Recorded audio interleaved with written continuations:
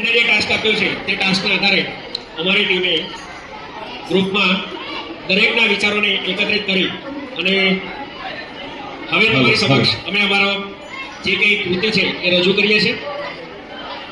આપ સૌ એમાં આનંદ માણશો.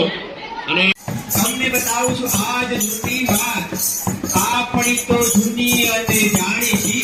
સ્વદેશી છે વાત ભાઈ, સ્વદેશી છે વાત ભાઈ, સ્વદેશી છે વાત. તૈયાર તૈયાર તા થઈ, તૈયાર તૈયાર તા થઈ.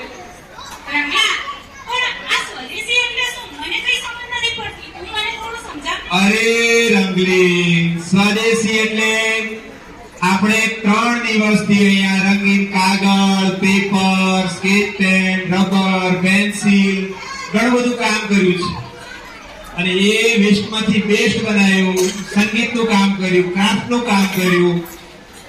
એ બધું જ છે. અને આપણું જે જૂનું હોય અને લોકલ ફોર વોકલ આવી પણ એક કહેવત છે.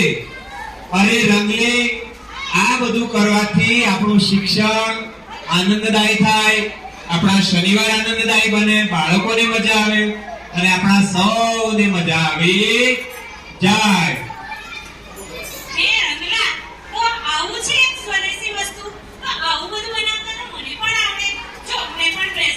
ઓહો, રંગોળી બહુ સરસ બનાવી. તાળી પાડો બધા જોરદાર.